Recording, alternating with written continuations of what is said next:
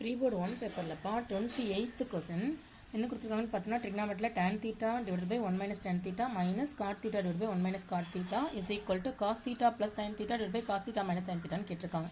So இதை நான் வந்து கொஞ்சம் எக்ஸ்பிளைன் இது ஒரே ஸ்டெப்ஸ்லேயும் போடலாம். நான் உங்களுக்கு புரியணுன்றதுக்காக இதை தனியாக போட்டுட்டு ரெண்டுத்தையும் கம்பைன் பண்ணி காமிக்கிறேன். அப்போ தான் உங்களுக்கு ரொம்ப டீட்டெயிலாக புரியும். உங்களுக்கு புரிஞ்சிச்சுன்னா நீங்கள் வந்து ஒரே ஸ்டெப்ஸ்லேயும் போட்டுக்கலாம். ஓகேவா? நம்ம ஃபஸ்ட்டு என்ன எடுத்துக்கிறோன்னா எல்ஹெச்எஸில் இருக்கிற இது ரெண்டுத்தையும் ஒன்றாமல் எடுத்துக்கலாம். நான் தனித்தனியாக எடுத்து போட்டுட்டு கடைசியாக ஒன்றாக்குறேன். tan theta divided by 1 minus tan theta நம்ம ஏன் sin காசாக மாற்றிக்கணும் அப்படின்னா இந்த எல்ஹெச்எஸில் tan theta divided by 1 minus tan theta minus cot theta divided by 1 minus cot theta இருக்குது. நமக்கு ஆர்ஹெச்எஸில் வந்து சைன் காசாக இருக்கிறதால இந்த டேனையும் காட்டையும் சைன் காசாக மாற்றணும்.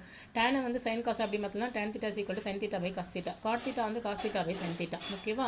இப்போ tan இருக்கிற இடத்துலலாம் நம்ம என்ன போட்டுக்கணும்னா sin theta by cos theta. tan theta இருக்கிற இடத்துல sin theta by cos theta.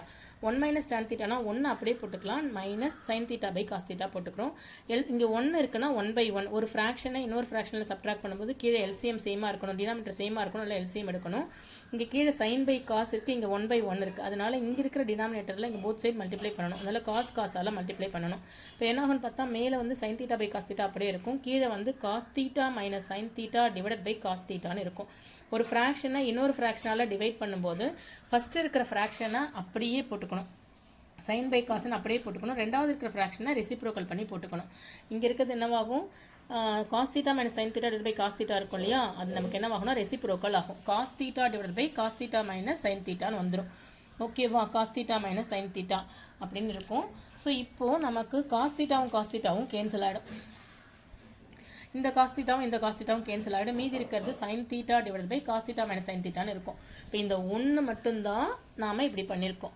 ஒரே ஸ்டெப்ஸ்லேயும் போடலாம். நான் உங்களுக்கு டீட்டெயிலாக புரியணுன்றதுக்காக தனித்தனியாக போட்டு காமிக்கிறேன். இப்போ இந்த ஒரே ஒரு tan theta minus 1 minus tan theta என்னவாயிடுச்சுன்னா sin theta divided by cos theta minus sin thetaன்னு ஆயிடுச்சு.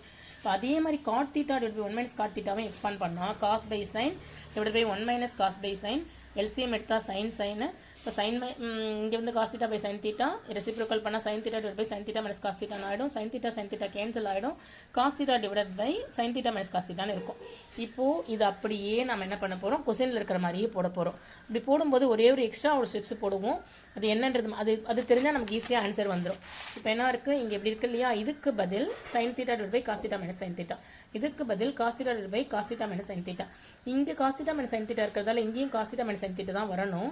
அதனால் மைனஸ் வெளியில் எடுத்துகிட்டு போட்டால் ஆன்சர்ஸ் ஈஸியாக வந்துடும் நமக்கு. ஸோ டினாமினேட்டர் சேமாக இருக்குது. மேலே இருக்கிறது அப்படியே போட்டுக்கும். கீழே இருக்கிறது இங்கே மைனஸ் ஆஃப் மைனஸ் இருக்கிறதால ப்ளஸ்ன்னு ஆகிடும்.